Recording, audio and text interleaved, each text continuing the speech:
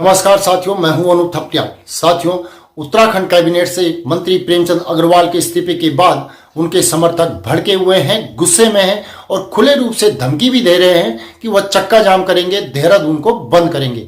मंत्री प्रेमचंद अग्रवाल ने जब इस्तीफा दिया तो उसके बाद उनके समर्थकों में अब नाराजगी है।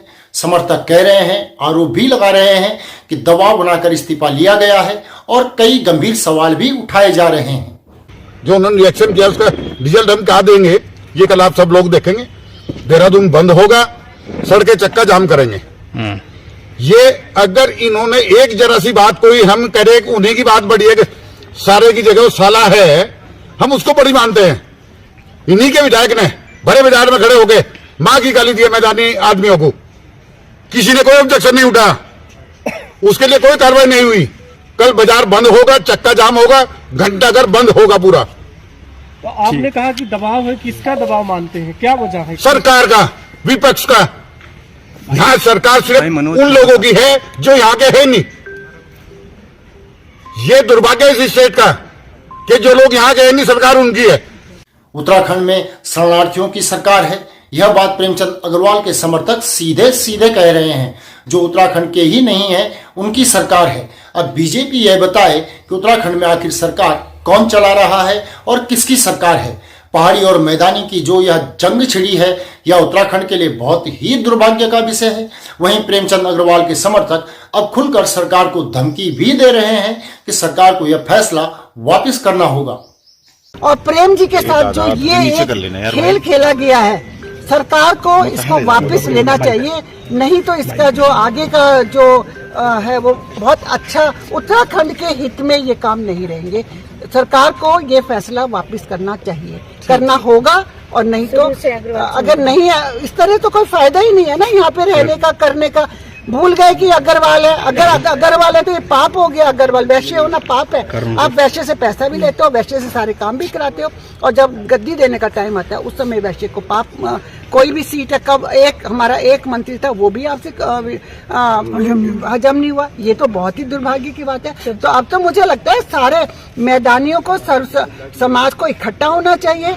साथियों, प्रेमचंद अग्रवाल के पक्ष में जो लोग उतरे हैं वह साफ साफ कह रहे हैं कि हमने सर्व समाज, सर्व धर्म के लोगों को शामिल करके एक मंच, मैदानी मंच पर वह सबको लाए हैं। अभी हमने जब ये बिगड़ता हुआ माहौल देखा तो हमने सर्व समाज, सर्व धर्म के लोगों को शामिल करके एक मंच पे लाए, मैदानी मंच। और मैदानी मंच से आज ही हमने घोषणा की थी। हमें इस बात का बिल्कुल भी एहसास नहीं था कि इतनी जल्द ही इस्तीफे के लिए उन्हें मजबूर और दबाव कर दिया जाएगा। और हम लोग में इतना दुख है इस बात का कि हम लोग हम नहीं देखते कौन पहाड़ी है, कौन प्लेन है। हम लोगों के अंदर वो भावना ही नहीं है। हम पूर्ण बहुमत से अपने मेयर को जिता के लाते हैं, जिसमें कि उमेश अग्रवाल जी शुरू से थे, उनको कभी टिकट नहीं हुआ। हमारे मदन कौशिक जी को खत्म कर दिया गया। वो आज कहीं भी किसी भी कैबिनेट मंत्री होने के बाद भी वो कहीं नहीं। अग्रवाल समर्थक क्षेत्रवाद की बात कर रहे हैं, मैदानी पहाड़ी की बात कर रहे हैं और खुलकर बाजार बंद करने की बात कह रहे हैं। वहाँ दिल्ली में 2 बार की पार्षद मुख्यमंत्री बन जाती है, यहाँ 5 बार की पार्षद अमिता सिंह वही रह जाती हैं।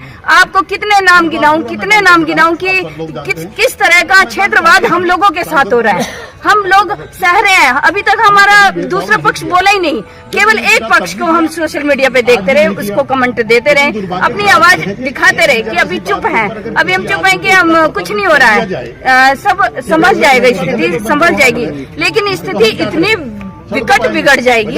एक हमारा मैदानी और जो ऊपर है उनको भी नीचे उतार दिया जाएगा। तो ये तो ऐसा नहीं है। तो इसी बात को लेके कल हम चक्का जाम करेंगे और पूरा बाजार बंद करेंगे। प्रेमचंद अग्रवाल के समर्थकों के तेवरों से साफ है कि लड़ाई अभी खत्म नहीं हुई है, बल्कि जंग का आगाज हुआ है।